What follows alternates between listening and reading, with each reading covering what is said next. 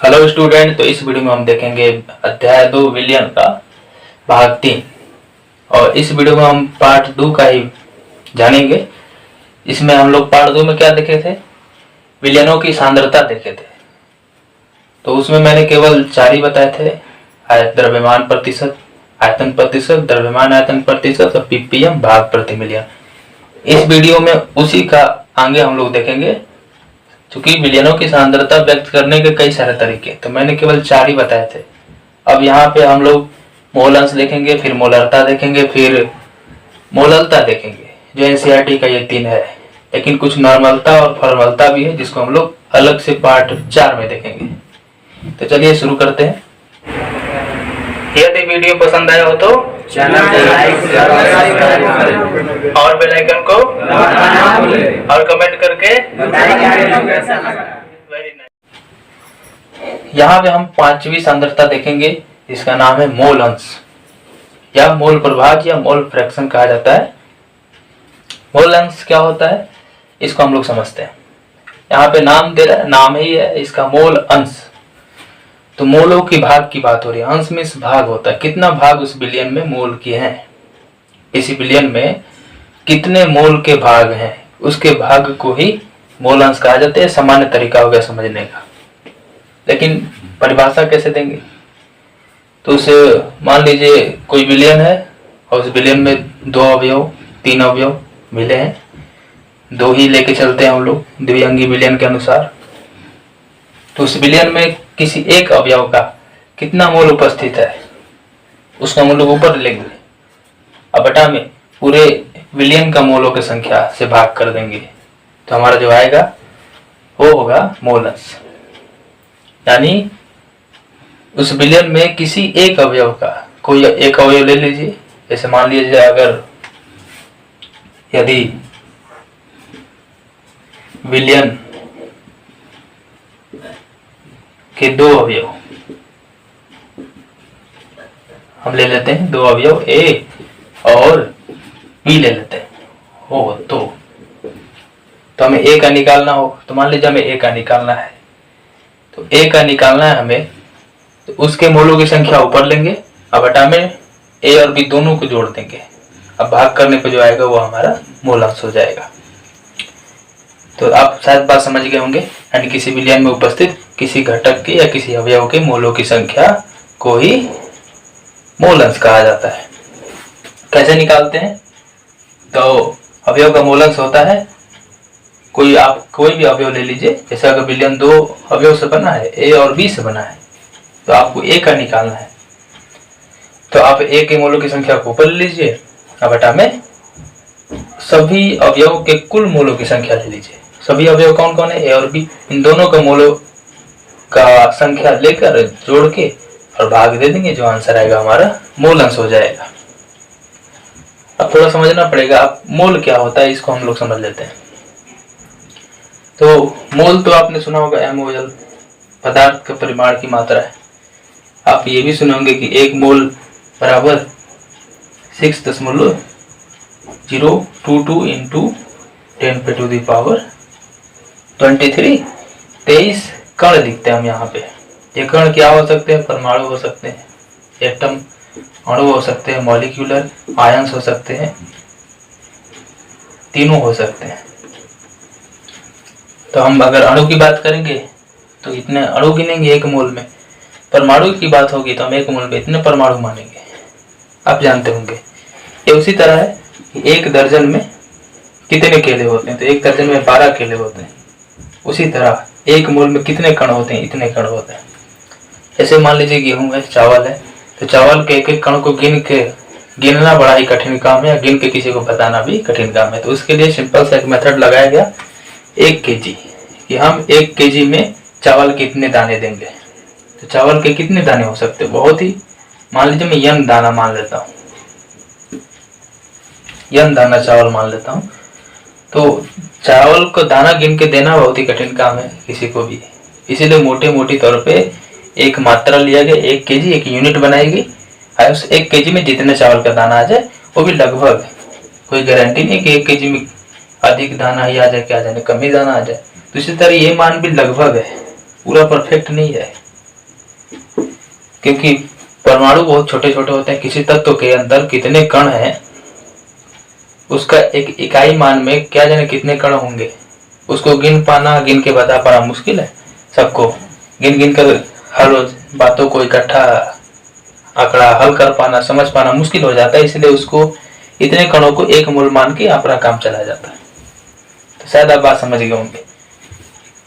तो ए मोल क्या होता है, लेकिन हाँ कैसे निकालते हैं इस मोल को, हम तो समझ गए। एक मोल में इतना होता है कण, कैसे निकालते हैं। तो मान लीजिए कोई विलयन है, उसमें विलयन नहीं, मान लीजिए हाँ NaCl है, या आप HCl ले लीजिए। HCl का हमें दिया है, मान लेते हैं हम 40 ग्राम, मान लेते हैं 40 ग्राम हम ले लिए, इसका द्रव्यमान ले लिए।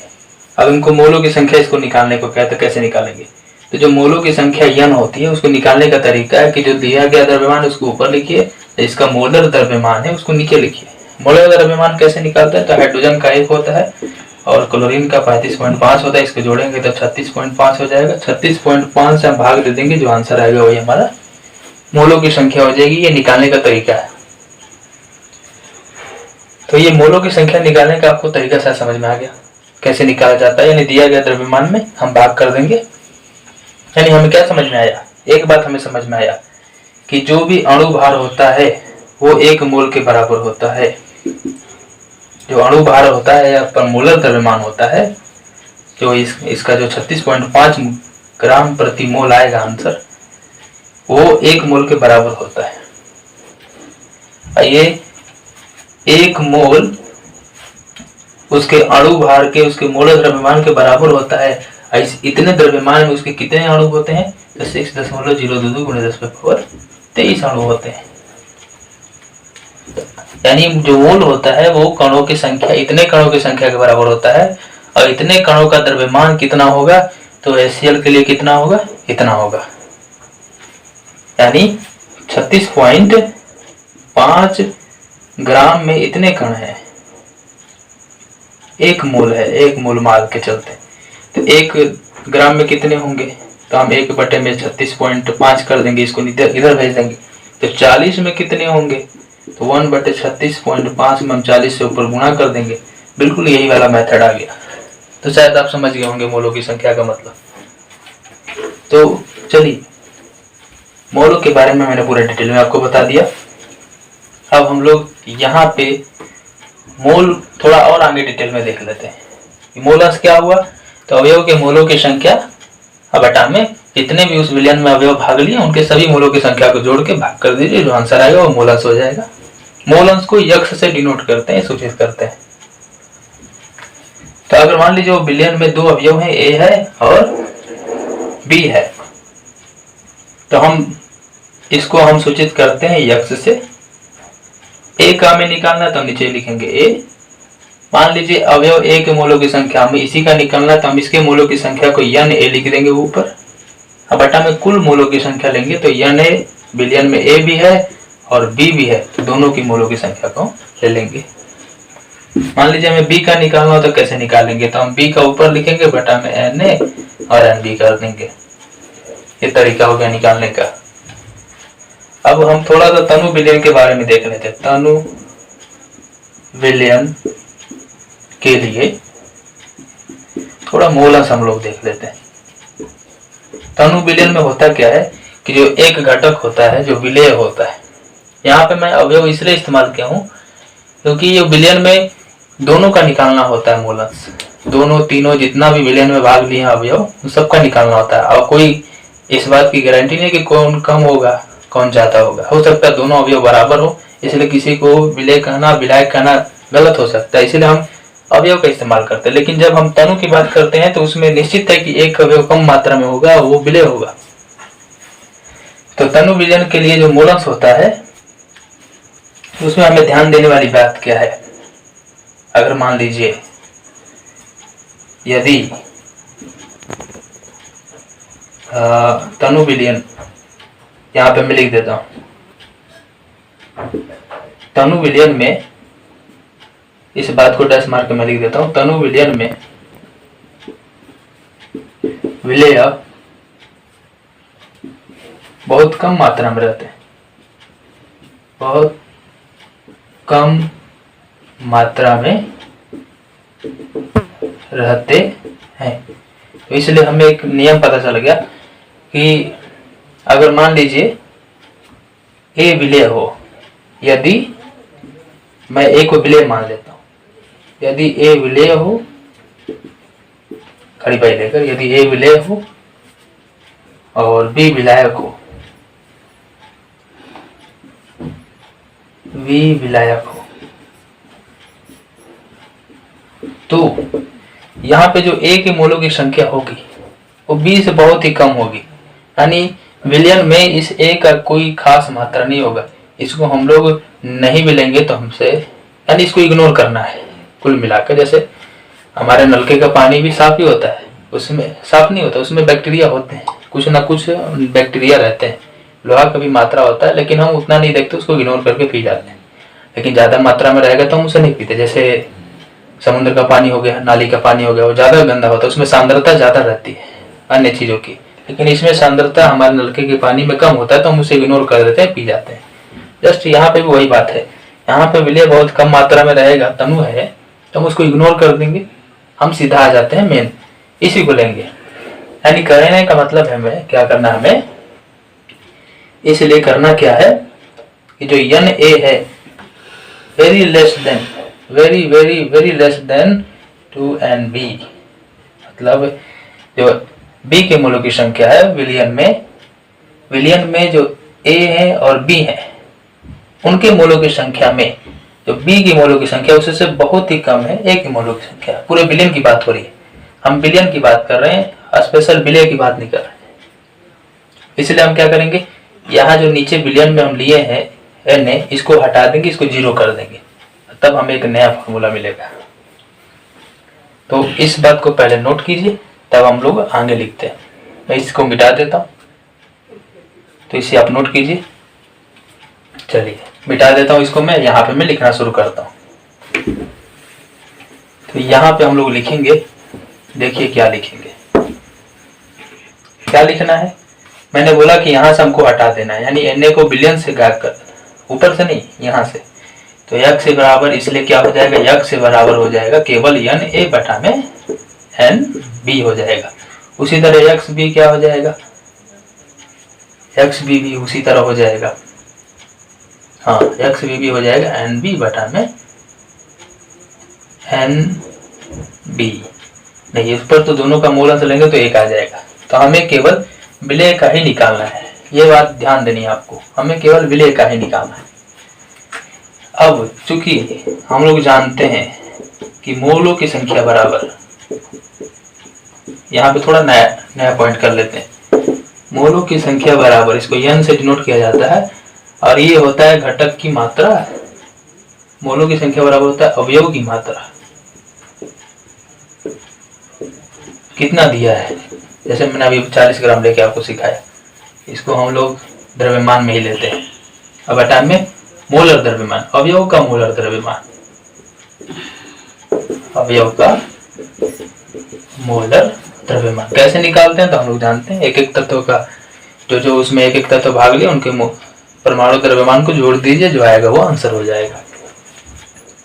तो अवयव की मात्रा को हम W लेते हैं स्मॉल में, और मोलर द्रव्यमान को यम ले लेते हैं स्मॉल में ही। यहाँ पे M भी ले सकते हैं, लेकिन यहाँ पे W ही अच्छा यूज करना अच्छा होगा, क्योंकि नीचे अलग अलग रहेंगे तो अच्छा पहचान होगा। यहाँ पे मात्रा भी बोल सकते हैं, अवयव का भार भी बोल सकते हैं। यहाँ पे भार और मात्रा और द्रव्यमान में खास अंतर नहीं होता, केमिस्ट्री में, फिजिक्स में अंतर हो जाता है। तो क्या करना है हमें, यहाँ पे देखिए हमें एक नया फॉर्मूला तब मिलेगा, इस बात को मैं मिटा देता हूँ।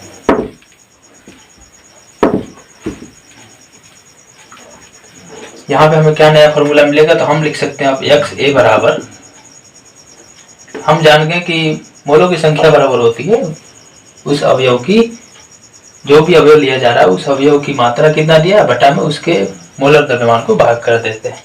मान लीजिए हमें ए का मोलों की संख्या निकालना है, तो हम W ले लेंगे उसका एम ले लेंगे। उसी तरह हमें बी का निकालना हो तो तो हम W भी ले लेंगे और बटे M भी ले लेंगे। तो इनको हल करते हैं पूरा कैलकुलेशन, तो क्या होगा फाइनली यहाँ पे मैं लिख देता हूँ x बराबर XA बराबर यहाँ पे ये ऊपर चले जाएंगे यानी WA इंटू MB हो जाएगा यहाँ पे, बटा में MA यहीं पे रहेगा और गुणे WB हो जाएगा। हमें एक ये फॉर्मूला मिल गया तनु विलयन के लिए। तब तनु विलयन के लिए डायरेक्ट इसको यूज कर सकते हैं। तनु विलयन में उसको क्या करना होगा, नीचे से उसकी मोल अंश को, विलय के मोल अंश को हटा देना होगा मूल संख्या को, और इस प्रकार में यूज कर सकते हैं तनु विलयन के लिए। उसके हम मोलर द्रव्यमान को निकाल सकते हैं, विलायक का भी मोलर द्रव्यमान निकाल सकते हैं। ये मोलर द्रव्यमान है, तो ये तरीका है। आप यहाँ से मोलर द्रव्यमान भी निकाल सकते हैं, तो आप इस तरह लिख सकते हैं हम A बराबर, हम A का निकालना हो तो WA इंटू MB बटा में x को इधर भेज देंगे और WB करके निकाल लेंगे। अगर हमें तनु विलयन में उस विलय की मात्रा निकालना मोलर द्रव्यमान, तो इस बात को नोट कीजिए। तब हम लोग आगे इसका देख लेते हैं और पॉइंट्स।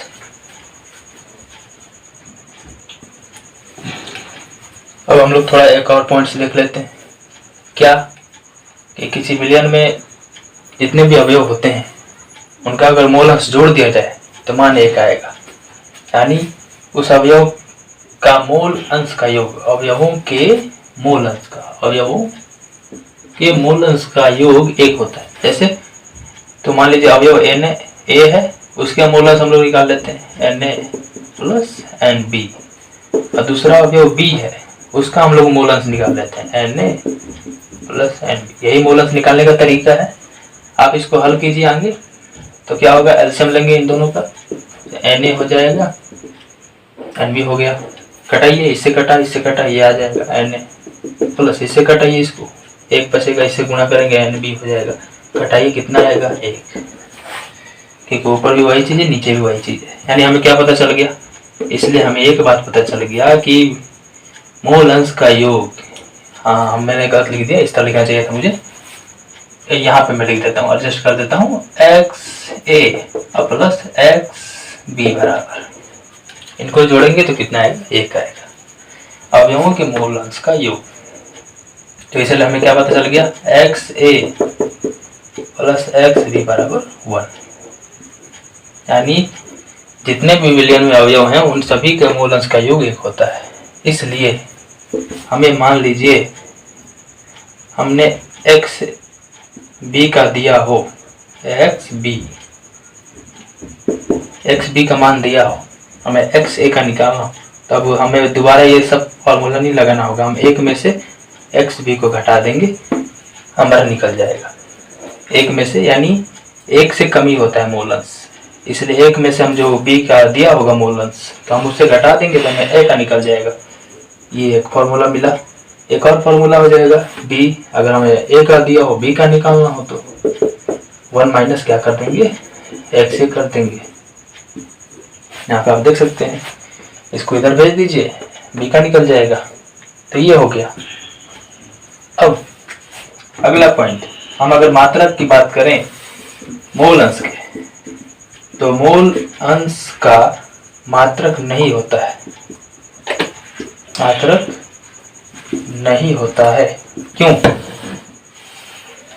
तो आप देख रहे हैं कि ऊपर भी मोल संख्या लिया जा रहा है, नीचे भी मोल संख्या लिया जा रहा है, तो एक तरह से अनुपात लिया जा रहा है, मोलों का अनुपात लिया जा रहा है। अनुपात करता है तो कुछ नहीं बचता, संख्याएं बचती है, संख्याओं को मात्रक नहीं कहा जाता। यानी ये क्या है, क्योंकि यह एक अनुपात है, अनुपात है, और अनुपात में मात्रक सभी कट जाते हैं, बचते नहीं है। फिर एक और बात पता चला कि मोल अंश हमेशा 1 से कम ही होता है, तभी तो किसी अवयव का भी आप मोल अंश निकालिए, सभी घटकों को जोड़ने पर 1 आ रहा है, यानी प्रत्येक का 1 से कम ही होता है, यानी मोल अंश हमेशा 1 से कम होता है, 1 से कम, यानी x जो है लेस देन 1 होता है, 1 से कम होता है, इस तरह लिख देंगे। एक बात और इसमें मैं लिख देता हूँ कि मोल अंश पे ताप का प्रभाव नहीं पड़ता, यानी ऐसा नहीं है कि अगर तापमान हम बढ़ाएं 10 डिग्री से 50 करें, 50 से 100 करें तो मोल अंश अवयव का अलग अलग मिलेगा, नहीं। क्यों, तो वही बता रहा हूं मैं। तो मोल अंश पर ताप का प्रभाव नहीं पड़ता है। प्रभाव का मतलब क्या होता है? प्रभाव का मतलब होता है प्रभावित होना, मतलब या तो घटेगा नहीं तो बढ़ेगा। जैसे गर्मी से हम भी प्रभावित हो जाते हैं, गर्मी से हमें हमारे शरीर में पसीना निकलने लगता है, यानी प्रभावित हुए हम, ठंडी में हमारा ठंडी लगने लगता है। तो उस तरह यहाँ पे भी है, गर्म होने पर इस पर कोई प्रभाव नहीं पड़ता, ऐसा है। मतलब मोल अंश ना बदलता है, ना घटता है, ना बढ़ता है, ये समझ सकते हैं आप। क्यों? क्योंकि यह अवयवों के द्रव्यमान पर निर्भर करता है, द्रव्यमान पर निर्भर करता है। हम मोलों की संख्या कैसे निकाल रहे हैं? दिए गए द्रव्यमान के चलते। तो द्रव्यमान जो है, आप 1 kg का कोई वस्तु ले लीजिए, आप धूप में रख दीजिए, छांव में रख दीजिए, उसका मान में कोई कमी नहीं आने वाला है, यानी द्रव्यमान पर कोई प्रभाव नहीं पड़ता। 1 kg है तो 1 kg ही रहेगा। इसलिए ये सारा बात मैंने यहाँ पे मोल अंश का क्लियर किया। अब संबंधित इससे न्यूमेरिकल देख लेते हैं, एनसीईआरटी का। इस बात को नोट कीजिए, तो हम लोग न्यूमेरिकल देख लेते हैं। तो अब हम लोग संबंधित न्यूमेरिकल को देख लेते हैं। न्यूमेरिकल क्या है?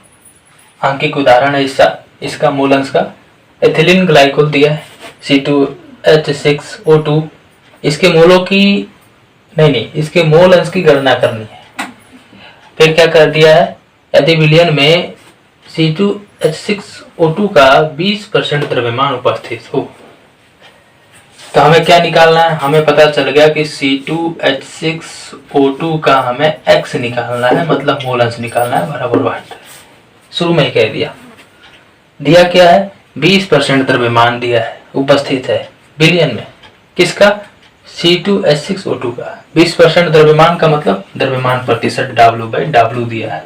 इसके बारे में पिछले वीडियो में बता रखा है। इसका मतलब होता है कि परसेंटेज हटाएंगे तो 100 आएगा, यानी 100 ग्राम अगर विलयन है तो इसमें 20 ग्राम कितना है? Ethylene glycol. तो हमें C2H6O2 का मान पता चल गया 20 ग्राम। तो 100 में से आप 20 घटाएंगे तो 80 ग्राम बचेगा। 80 ग्राम क्या है? तो जब भी कुछ नाम नहीं लेता तो हमें जल ही लिया जाता है, यहाँ पे विलयन में जल ही माना जाता है। 20% का मतलब पानी का 80 ग्राम लिया गया। यहाँ पे लीटर में भी लिया जा सकता था, लेकिन यहाँ पे W/W है तो हम इसे ग्राम में लेंगे, इसलिए क्योंकि यहाँ पे द्रव्यमान प्रतिशत कह रहा है, आयतन प्रतिशत नहीं कह रहा है।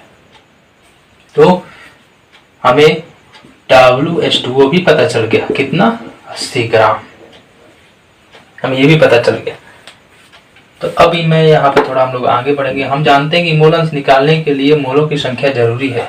अब मोलों की संख्या निकालने के लिए दिया गया द्रव्यमान बटा में उसका मोलर द्रव्यमान, तो हम लोग इनका मोलर द्रव्यमान निकाल लेते हैं, यानी MC2H6O2 निकाल लेते हैं।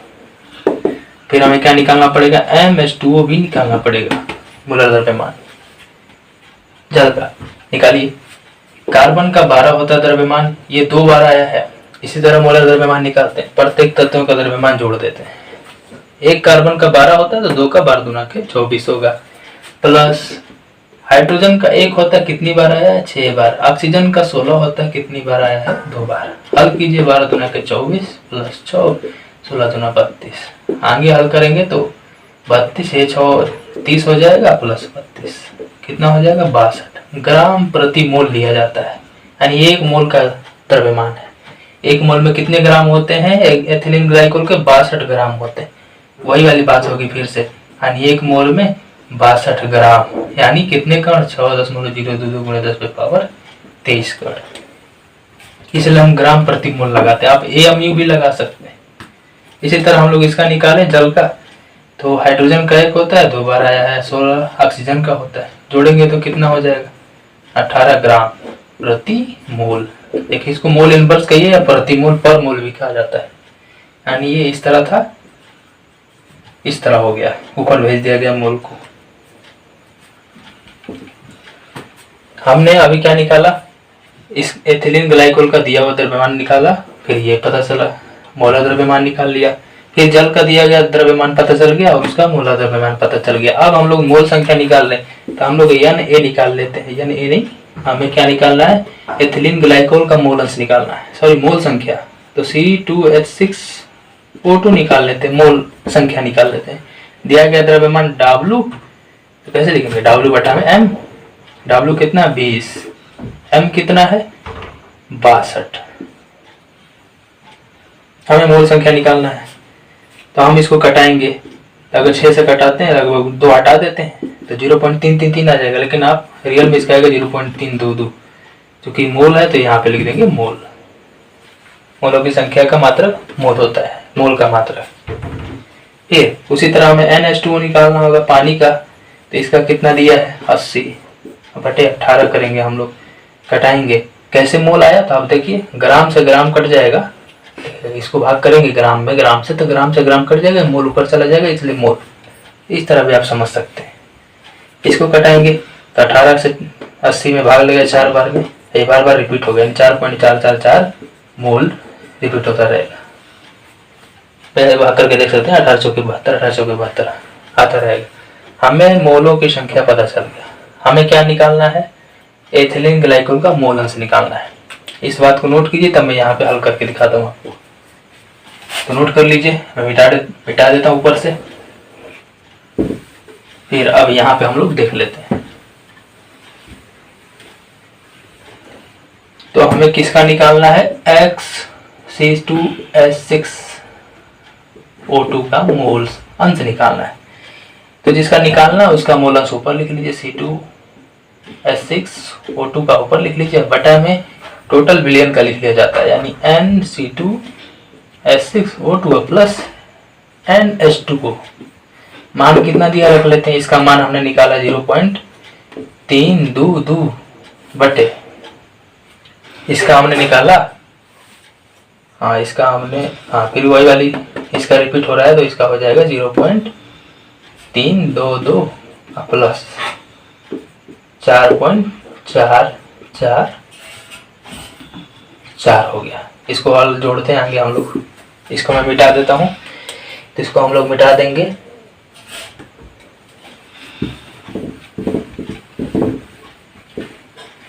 तो इसको आप लोग जोड़िए,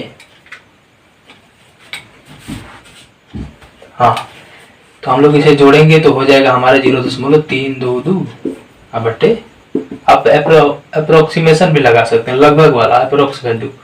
इसको जोड़िए, हो जाएगा 6, 4 2 6, 4 3 7.4।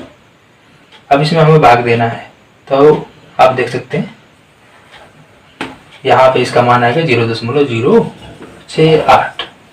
मोलस का मात्रक नहीं होता तो यहाँ पे हम कुछ नहीं लिखेंगे।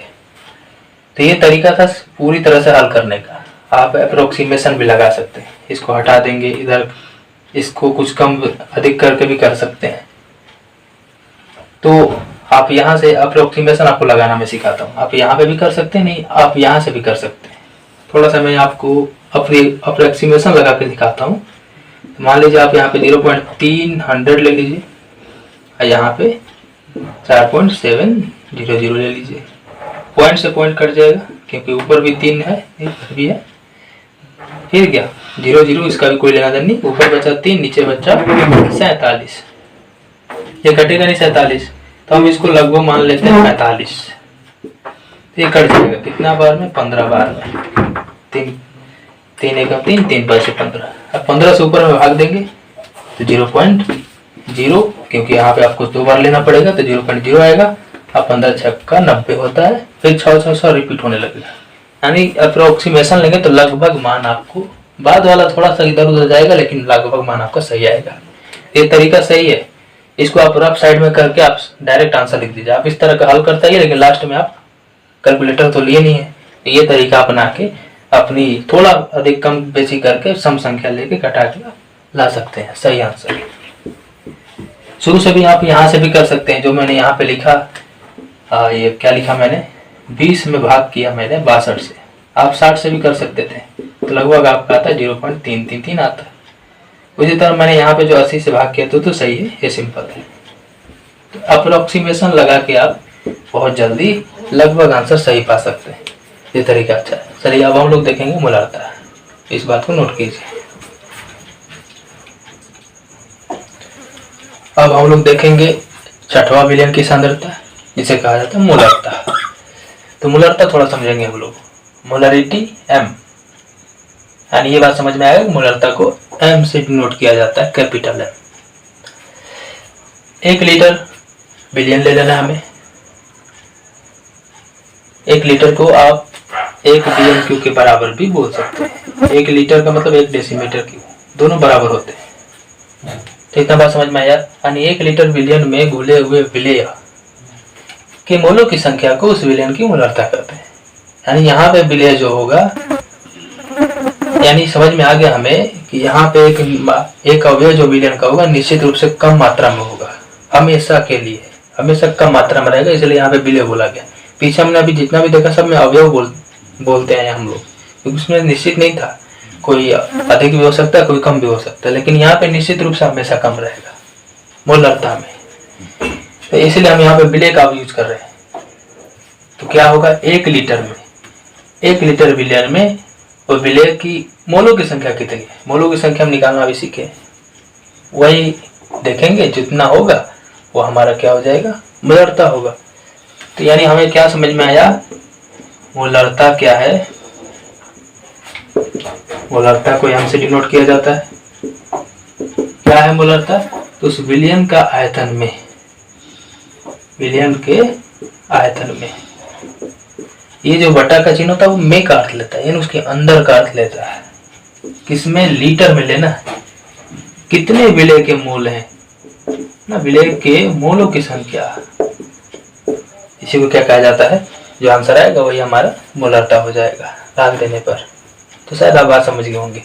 ध्यान देने वाली बात क्या है कि अगर ग्राम मिलीलीटर में दिया हुआ तो क्या करेंगे, यानी या करके मैं लिख देता हूं, मूलार्ता अगर मिलीलीटर में दिया होगा तो क्या करेंगे, ml में।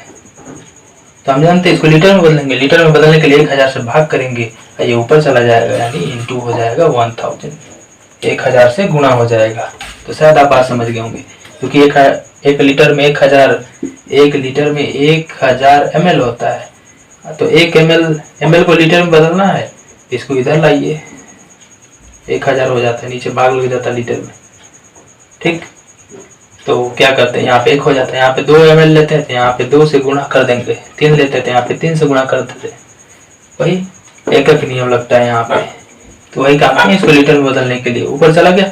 अब यहाँ पे क्या लिख देंगे, विलेय के मूल बटा में ये गुणा का चिन्ह है, विलयन का आयतन ml में। समझ आया आपको बात। अब हम लोग जानते हैं कि मोलों की संख्या कैसे निकालते हैं, तो हमें क्योंकि विलेय पर ही फोकस करना है, क्योंकि अभी हमेशा कम मात्रा में रहेगा, तो विलेय का जो मोलों की संख्या होती है उसे n से नोट किया जाता है। तो हम लोग जानते हैं, इस बात को हम लोग आगे पॉइंट करके लिख लेते हैं, क्योंकि हम लोग जानते हैं कि n विलेय बराबर, यानी विलेय के मोलों की संख्या बराबर होगा विलेय की मात्रा W विलेय बटा में उसका मोलर द्रव्यमान m विलेय है, इतना हम लोग जानते हैं। तो क्या करना हो, इस मान को यहाँ पे रख देंगे, विलेय के मूलों की जगह पे हमें एक नया मान मिलेगा। कैसे रखेंगे, तो इस बात को आप नोट कीजिए, तब मैं यहाँ पे इस बात को सेट करता हूँ। इसलिए अब मूलार्ता बराबर हमें क्या मिलेगा, यहाँ पे मैं मिटा के लिख देता हूँ, इस बात को लिख लीजिए आप लोग। तो यहाँ पे हम लोग क्या लिखेंगे, W विलेय, अब बटा में, चूंकि बटा में ही हो जाता है, नीचे आ जाता है इसका बटा, m विलेय, इंटू क्या था, विलयन का आयतन भी ले लेते हैं, किस में था, लीटर में, तो यहाँ पे कोष्ठ में यार लिख देंगे, तो ये एक फॉर्मूला बन गया मूलरता का। शॉर्टकट में आप लिखिए m बराबर, अच्छा भी रहेगा याद करने में। फिर उसी तरह या दूसरा कंडीशन क्या हो सकता है, दूसरा कंडीशन वही 1000 वाला हो सकता है और कोई खास नहीं इसमें हम क्या करेंगे, यहाँ पे W विलय हो जाएगा, यानी उसका दिया गया मात्रा दिया रहेगा, उसके मूलर द्रव्यमान में हम भाग कर देंगे तो मोलों की संख्या निकल जाएगी। N2 विलयन का आयतन किसमें दिया रहेगा, ml में दिया रहेगा। इस बात को भी आप नोट कर लीजिए। तो ये सारे फॉर्मूलों का यूज किया जा सकता है सवाल बनाने में, न्यूमेरिकल बनाने में। अब हम लोग जानेंगे इसका मात्रक। तो मूलरता का मात्रक क्या होता है, मूलरता का मात्रक या इकाई, इसको मात्रक कहिए या इकाई कहिए, एक ही बात है। यूनिट का मतलब ही मात्रक होता है या इकाई होता है। तो ध्यान से देखें, तो हम क्या देख रहे हैं, ऊपर विलय का मोल है, यानी मोलों की संख्या का मात्रक मोल, अब अट्टा में आयतन लिया जा रहा है लीटर में, यानी मोल प्रति लीटर लिया जा रहा है, मोल प्रति लीटर। हो सकता है कहीं कहीं DMQ भी देते, लेकिन यहाँ पे सामान्यतः यही यूज होता है, मोल प्रति लीटर। इसको इंग्लिश में शॉर्टकट में संकेत कैसे यूज करेंगे, तो मोल पर लीटर, या दूसरा कंडीशन क्या है लिखने का, मोल और लीटर को ऊपर भेजेंगे तो लीटर इनवर्स हो जाएगा, होता है। तो ये मात्रक होता है मोल प्रति लीटर मूलरता का। कुछ और बात देख लेते हैं इसमें, इस बात को मैं यहाँ से मिटा देता हूँ। क्या देखेंगे हम यहाँ पे कि मूलरता चूंकि आयतन पे निर्भर करता है, मूलरता किसी विलयन में उसके आयतन में उपस्थित मोलों की संख्या है, तो इस पे ताप का प्रभाव पड़ेगा, यानी मूलरता पर ताप का प्रभाव पड़ता है, ताप का प्रभाव पड़ता है। यानी अगर ताप बढ़ा तो इसके ताप बढ़ने पे क्या होता है, विलयन में या तो पानी होगा या कोई ना कोई द्रव होगा। द्रव का स्वभाव क्या है कि ताप बढ़ने पे वो वाष्प बनने लगते हैं, वाष्प बन के उनका मात्रा घट जाता है पहले से, तो निश्चित आयतन घटेगा तो यहाँ पे मूलरता भी घटेगा।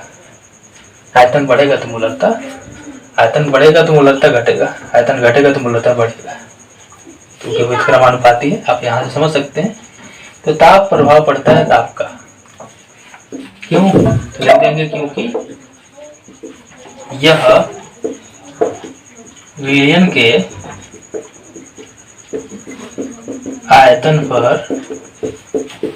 निर्भर करता है, इतना कारण लिखेंगे। और ज्यादा आप बात आगे समझते हैं कि आयतन क्यों निर्भर करता है, क्योंकि आयतन ताप पर घटता है। क्यों घटता है, क्योंकि इसके वाष्प गर्म करने पर ये जो है वाष्प में बदल जाता है और वाष्प उड़ जाता है, इसलिए आयतन पहले से कम हो जाता है। ये वाली बात हुई। अब थोड़ा इसके लिए एक तनुता नियम है, उसको भी देख लेते हैं। तनुता नियम, डाइल्यूशन लॉ, ये क्या होता है, मान लीजिए कोई विलयन है, उसकी मूलरता M1 है, मूलरता और आयतन, मूलरता और आयतन ले लेता हूं मैं, मूलरता और उसका आयतन M1 है और V1 है, अलग अलग करके लिख देता है। M1 V1 से बदलकर M2 V2 हो जाता है, M2 V2 में बदल जाता है या हो जाता है। तो यहाँ पे एक नया नियम मिलेगा। यहाँ पे पहले उसका आयतन फिक्स था, मान लीजिए तन्यता बढ़ाने पर, यहाँ पे लिख देंगे यदि विलयन की मूलरता और आयतन तन्यता बढ़ाने पर, यहाँ आगे लिख लेंगे तन्यता बढ़ाने पर, तब लिखेंगे M1 V1 से M2 V2 में बदल जाता है। तो यहाँ पे एक मूलरता समीकरण आता है, तो क्या आएगा, मूलरता समीकरण आएगा। मूलरता समीकरण क्या होता है, मूलरता समीकरण, तो उसको हम लोग निकालने से पहले थोड़ा पॉइंट देख लेते हैं। तन्यता बढ़ाने पर क्या हुआ, M1V1 से M2V2 में हो गया। तन्यता बढ़ाने का मतलब क्या होता है, मान लीजिए आप विलयन लिए हैं, इसमें पानी भरे हैं आप, ठीक, और नमक डाल रखे हैं। नमक आपने डाल रखा है, मान लीजिए मैं मान लेता हूँ 10 ग्राम आपने नमक डाल रखा है। विलयन का आयतन हमने 1 लीटर लिया। तो तन्यता बढ़ाने का मतलब होता है केवल, अब चूंकि तन्यता बढ़ाने का मतलब हम तनु का मतलब समझते हैं कि यदि विलयन में विलय कम मात्रा में हो तो उसे तनु कहा जाता है। तो तन्यता बढ़ाना है तो इसका मतलब उसको और कम करना है, विलय की मात्रा को कम करना है। तब भाई नमक इसमें डाल दिया तो ऐसा थोड़ी है कि निकाल लेंगे नमक वापस, नमक तो निकल नहीं सकता।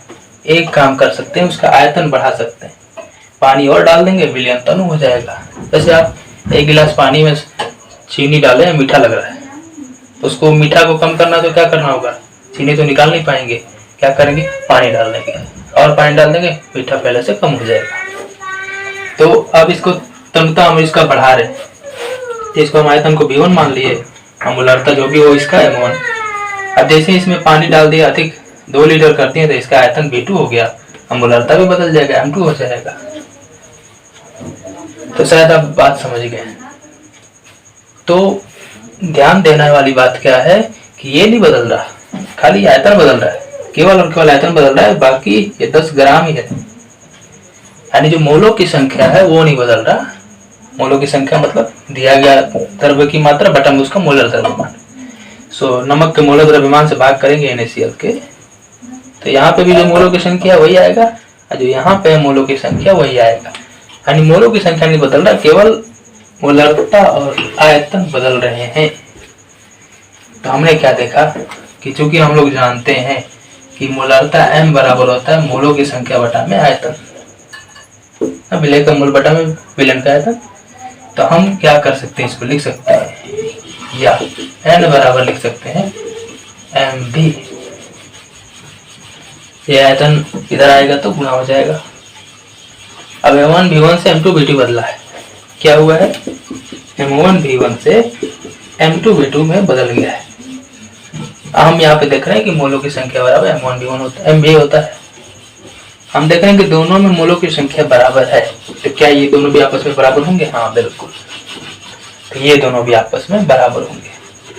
तो ये होता है मोलरता समीकरण। और जैसे दिया होगा मान, हम आंकड़ा रख के किसी 3 का मान दिया होगा, 1 का मान निकालना होगा, हम उसका मान निकाल लेंगे। तो इस बात को आप लिख लीजिए। अब एक आता है मिश्रण की मोलरता। मिश्रण की मोलरता, तो मान लीजिए हम 2 विलयन लेते हैं, जिसमें इसी तरह नियम है, 2 विलयन लेते हैं, उसमें दोनों विलयन में जो विलय मिलाएगा वो दोनों समान है। जो एक विलयन में मिलाया गया है सॉल्यूट विलय, वही वाला विलय दूसरे में मिलाया गया, यानी दोनों में अगर नमक लिया जा रहा है तो नमक ही दोनों में मिलाया गया है। अगर उनको मिलाने पर जो मेन विलयन बनेगा उसका मोलरता क्या होगा, उसी को हम लोग जानेंगे, उसे कहा जाता है मिश्रण की मोलरता। तो मिश्रण की मोलरता कैसे निकालते हैं, यहाँ पे मैं लिखता हूं कि यदि 2 समान विलय के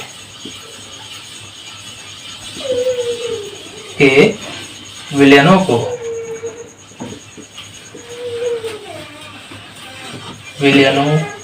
को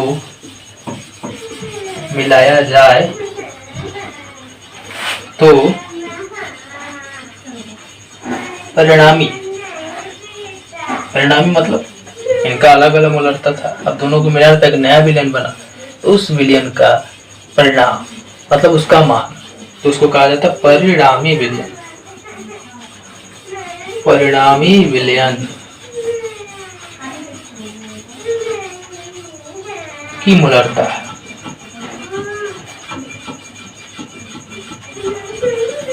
इसको हम लोग MR ले लेंगे। R क्या है, रिजल्टेंट मतलब परिणामी, इनकी मोलरता क्या होगी। तो यहाँ पे मैं लिख देता हूँ, इस बात को आप लोग नोट कर लीजिएगा। यहाँ पे मैं लिखता हूँ आपके लिए। मान लीजिए हमने देखा कि कोई विलयन था, एक विलयन पहला वाला, तो उसका M1V1 था, यानी ये विलयन था, इसका मोलरता M1 था, आयतन V1 था, इन दोनों को आपस में मिला दी। अच्छा दूसरा भी था, इसका M2 था और V2 था, इन दोनों को हम ऐड कर दिए, दोनों को मिला दिए, तो जो परिणामी विलयन बनेगा यानी जो इन दोनों को मिलाने के बाद आएगा उसका तो MR होगा। और आयतन क्या होगा, आयतन तो भाई नहीं बदलता, ये तो दोनों जुड़ जाएंगे, V1 प्लस V2 हो जाएगा। तो कैसे निकालेंगे, तो जो M1 V1 है M2 V2 इन दोनों के बराबर होगा परिणामी विलयन MR V1 प्लस V2 पे। कैसे होगा इस बात को मैं आपको समझा देता हूँ। तो यहाँ पे यही वाला नियम लगेगा। तो MR रिजल्टेंट क्या मिलेगा हमें, रिजल्ट उसका M1 V1 plus M2 V2 बटा में V1 प्लस V2 मिल जाएगा। ये फाइनल हमारा रिजल्टेंट होगा। कैसे हुआ, यही वाला नियम लगा। क्योंकि हम जानते हैं कि मोलों की संख्या नहीं बदल रही, बस मोलरता बदल रहा है और आयतन बदल रहा है, मोलों की संख्या नहीं बदल रही।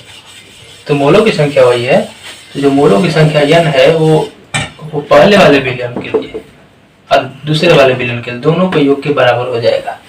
अब भाई दोनों विलयन के मोल को जोड़ेंगे, मोलों की संख्या को, तो परिणामी के योग के बराबर होगा। तो वही वाला काम यहाँ पे किया गया। M1 अब चूंकि n बराबर M भी होता है, तो यहाँ पे M1 V1 N1 के लिए और N2 के लिए लिया गया M2 V2, दोनों को जोड़ दिया गया और परिणामी NR के बराबर हो गया। NR के लिए MR इतना लिया गया। क्यों हुआ, तो चूंकि इतना बराबर इतना होता है, इसको कोष्ठ में आप लिख लीजिएगा। तो शायद अब बात आप समझ गए होंगे। मोलरता का हमने मात्रक देख लिया, हमने ये भी बता दिया कि यह ताप से प्रभावित होता है क्योंकि यह विलयन के आयतन पर निर्भर करता है। यहाँ पे हमने तन्यता नियम देखा, फिर मिश्रण का मोलरता देख लिया। अब थोड़ा हम लोग न्यूमेरिकल देख लेते हैं, उदाहरण। इस बात को नोट कीजिए, सब लोग उदाहरण देखेंगे।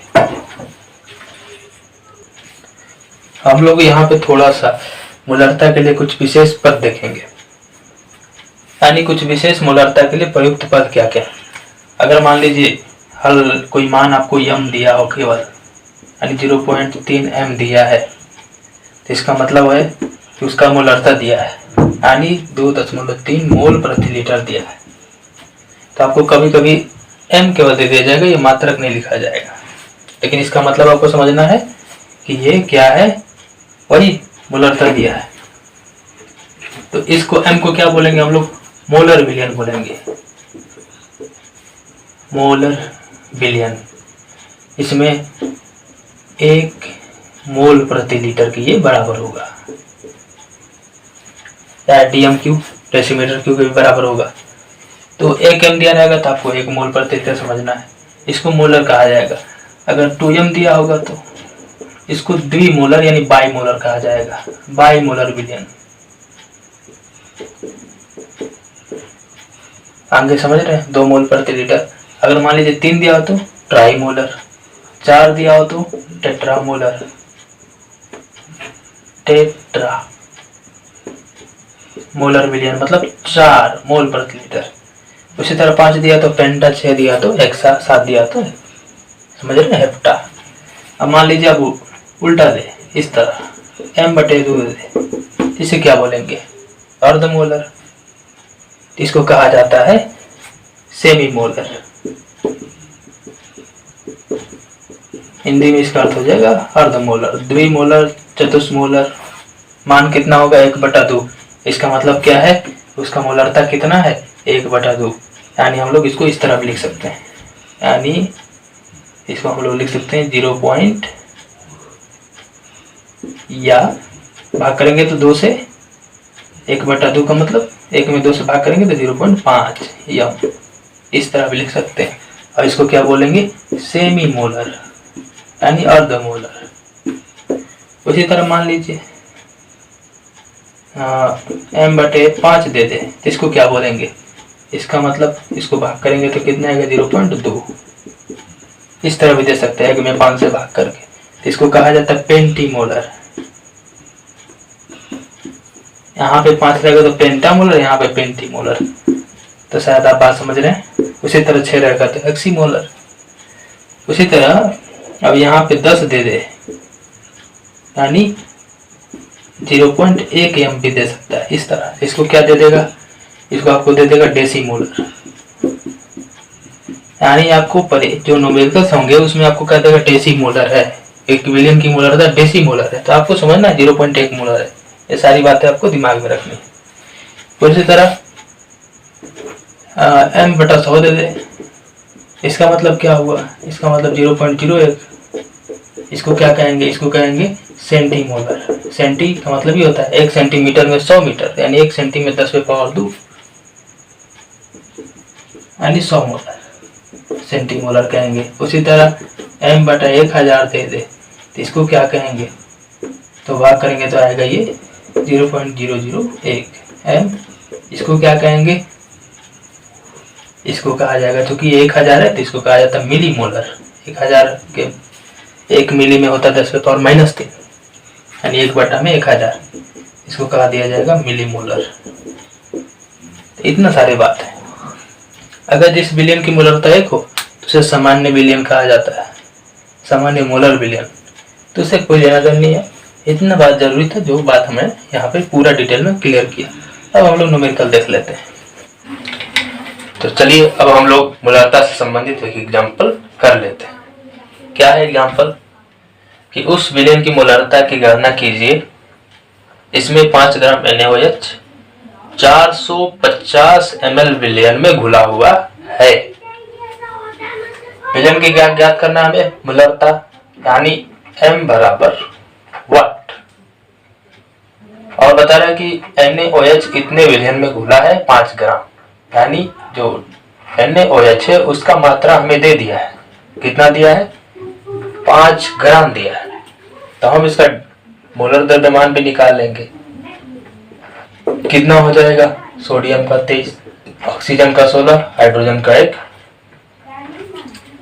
सोडियम का 23, ऑक्सीजन का 16, हाइड्रोजन का 1, कितना आ जाएगा 40 ग्राम प्रति मोल। 23 1 24 16 40। हमको क्या निकाला और क्या दिया हमें, विलेन का आयतन भी दे दिया, V बराबर 450 ml। अब डायरेक्ट यहाँ से इसको लीटर में बदल लीजिए, चाहे आप जानते हैं डायरेक्ट मोलरता का फॉर्मूला कि m बराबर WNaOH, यानी विलेय की मात्रा बटा में उसका मोलर द्रव्यमान। MNaOH हमने बोलता W विलेय बटा में m विलेय, और यहाँ पे हम उसका V लेंगे। अगर ये ml में है तो यहाँ पे हम कितना ले लेंगे 1000। क्यों, क्योंकि हम इसको लीटर में बदलने की कोशिश करते हैं। तो अब आगे हम लोग मान रखेंगे, यहाँ पे NaOH का दिया गया मात्रा कितना है 5 ग्राम इंटू 1000 बाई मोलर द्रव्यमान कितना है 40, आयतन कितना है 450। हल कीजिए, यहाँ से 0 से 0 गया, ये 0 से 0 गया, ये 9 बार में चला जाएगा 45 9 बार में। फिर आप इसको कटाइए, ये 4 है, ये 10 है, इसको कटा दीजिए, 5 2 5 10, और ये 2 से कटेगा 2 बार में। ऊपर आ गया 5, नीचे आ गया 9 दूना के 18। इसको भाग कीजिएगा तो आ जाएगा हमारा 0 पहले जाएगा 0.0, एक बार और मान रखेंगे तो कितना जाएगा 0 18 दूना के 36। एक बार 0 लेंगे तो 2 बार में जाएगा। हाँ, फिर 18 दूना 36, फिर आगे इसी तरह हल कीजिएगा 7, फिर आएगा 8। किस में लेंगे तो मोलरता का मात्रक होता है, यहाँ पे मैं लिख देता हूँ मोल प्रति लीटर, या कभी कभी आपको 0.278 केवल यम लगा के दे देगा, इसका मतलब ही मोल प्रति लीटर। या कभी कभी आपको ऐसे भी दे देगा 0.278 मोल प्रति डेसीमीटर क्यूब, डीएम क्यूब भी दे देगा। इस तरह भी आप आंसर लिख सकते हैं। तो अब हम लोग इसे नोट कीजिए। अब हम लोग मोलरता देखेंगे, जो अगला है सांद्रता। तो चलिए इसको नोट कीजिए। अब हम लोग विलियन की सांद्रता का 7वां सांद्रता देखेंगे, उसे कहा जाता है मोलरता। मोलरता क्या है, तो मोलरता समझेंगे ये थोड़ा मूलरता से अलग है। मूलरता में हम आयतन लेते थे, यहाँ पे अब हम लोग द्रव्यमान में मिले हुए विलय की मात्रा देखेंगे। तो आप बात समझ गए होंगे। 1 केजी विलायक में उपस्थित विलेय के मोलों की संख्या, यानी अब हम विलयन का आयतन नहीं लेना। मूलरता में विलयन का 1 लीटर आयतन लिया जाता था, अब यहाँ पे हम विलायक यानी जो अधिक मात्रा में उसका 1 केजी लेंगे और उसमें देखेंगे कि कितना विलय के मोलों की संख्या है, जो उसका मान होगा वही मोललता होगा। यानी क्या है मोललता, यानी मोललता इसका संकेत होता है स्मॉल यम। ये क्या है, तो थोड़ा मैं इस तरह आपको समझाने की कोशिश कर रहा हूं, देखिएगा। विलायक का द्रव्यमान कितना, केजी में, 1 केजी नहीं दिखाया जाता। तो विलायक के द्रव्यमान में ये जो बटे का चिन्ह है में का अर्थ लेता है, उसके अंदर का अर्थ लेता है। विलय के कितने मोल हैं, यानी विलय के मोलों की संख्या, तो इसी को कहा जाता है मोललता। यानी तो शायद आप बात समझ गए होंगे। अगर मान लीजिए जो विलायक का द्रव्यमान है, विलायक का द्रव्यमान वो केजी में ना देके ग्राम में दिया हो, तो क्या करेंगे। तो शायद आप बात समझ रहे हैं क्या करना है। तो बस यहाँ 1000 से गुणा कर देना है। क्यों, क्योंकि ये ग्राम में इसको केजी में बदलना जरूरी है, क्योंकि परिभाषा केजी में बोल रही है। तो केजी में बदलने के लिए इसको 1000 से भाग करेंगे तो 1000 ऊपर चला आएगा। तो या हम मूललता बराबर ये फॉर्मूला भी यूज कर सकते हैं। तो ये हो गया। अब हम थोड़ा इसका और बना लेते हैं। हम लोग जानते हैं कि मोल संख्या बराबर क्या होता है। तो विलय का मान लीजिए हमें मोलों की संख्या निकालना हो, तो हम क्या करेंगे, उसके दिए हुई मात्रा को उसके मोलर मात्रा से भाग कर देते हैं, यानी दिए गए द्रव्यमान में मोलर द्रव्यमान से भाग कर देते हैं, जो आंसर वही मोलों की संख्या हो जाती है। तो अब मान लीजिए हम विलय के मोलों की जगह पे क्या रख देते हैं, ये वाला मान रख देते हैं। ये जो विलय का मोल है तो रखिए। तो यम बराबर क्या हो जाएगा, इसलिए यम बराबर हो जाएगा हमारा, यहाँ पे हम रखेंगे तो W विलय बटा में M विलय। इंटू क्या है, विलायक का द्रव्यमान, तो इसको हम लोग W विलायक बोल देते हैं। W विलायक, उसका भी द्रव्यमान दिया होगा किसमें, केजी में। तो एक ये फॉर्मूला बना हमारे लिए। दूसरा क्या बन जाएगा, M बराबर W विलय बटे M विलय, मोलर द्रव्यमान ले रहे हैं, और यहाँ पे W विलायक ले लेते हैं, विलायक का द्रव्यमान। अगर ये ग्राम में हो तो यहाँ पे क्या कर देंगे हम लोग, 1000 से गुणा कर देंगे। तो ये हमारा, हम ज्यादातर यही फॉर्मूला यूज होते हैं। आप ये वाला फॉर्मूला को भी डायरेक्ट इतना का मान भाग करके निकाल के भी रख सकते हैं, तो जो अच्छा लगे। इस बात को नोट कीजिए, तब हम थोड़ा और पॉइंट इसको देख लेते हैं। तो इसको नोट कीजिए, हो गया नोट, मैं मिटा देता हूं इसको। चलिए यहां से मैं मिटा देता हूं। अब हम लोग क्या देखेंगे, इसका मात्रक देखेंगे। तो मात्रक की बात हो जाए तो क्या होगा मात्रक, तो पॉइंट करके मैं लिख देता हूं कि मोललता का मात्रक, मोललता का इकाई या मात्रक, इसको आप इकाई कहिए या मात्रक कहिए, एक ही बात है। तो ऊपर है मोलों की संख्या तो मोल हो जाएगा, नीचे है विलायक का द्रव्यमान तो प्रति केजी हो जाएगा। पहले हिंदी में लिख देता हूं, मोल प्रति किलोग्राम, मोल प्रति किलोग्राम लिख देता हूं। शॉर्टकट में क्या इस्तेमाल करेंगे हम लोग, शॉर्टकट में इस्तेमाल करेंगे मोल प्रति केजी, या क्या करेंगे केजी के ऊपर भेज देंगे तो मोल केजी इनवर्स हो जाएगा, होता है। तो ये हो गया उसका मात्रक। अब बात कर लेते हैं थोड़ा सा एक और पॉइंट, उसको भी आप लोग जान लीजिए। क्या कि मोललता पर ताप का प्रभाव नहीं पड़ता है। मोललता पर ताप का प्रभाव नहीं पड़ता है। क्यों नहीं पड़ता है? तो क्योंकि तो हम लोग देख रहे हैं कि ये विलायक के द्रव्यमान पर निर्भर करता है। द्रव्यमान ताप बढ़ाने या घटाने से बदलता नहीं है। अगर 1 kg है तो 1 kg ही रहेगा। आयतन बदलता है क्योंकि आयतन में द्रव होते हैं, द्रव गर्म करने पर वाष्प बन के उड़ जाते हैं, पहले से घट जाता है, लेकिन इनका वाष्प नहीं बदलता।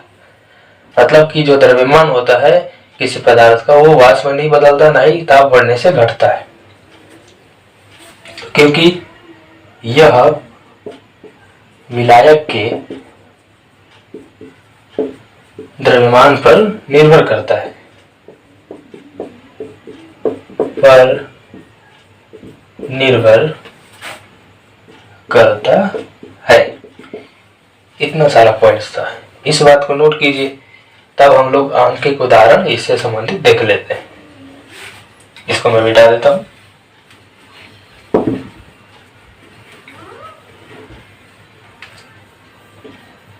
तो इस बात को नोट कर लीजिए। अब हम लोग मोललता से संबंधित एक आंकिक उदाहरण देख लेते हैं। इसमें क्या कह रहा है कि 2.5 ग्राम एथेनोइक अम्ल है, NaCH3COOH, इसको एसिटिक अम्ल भी कहा जाता है। इसको 75 ग्राम बेंजीन में डाला गया है। तो इसमें इसकी इस विलयन की मोललता क्या होगी?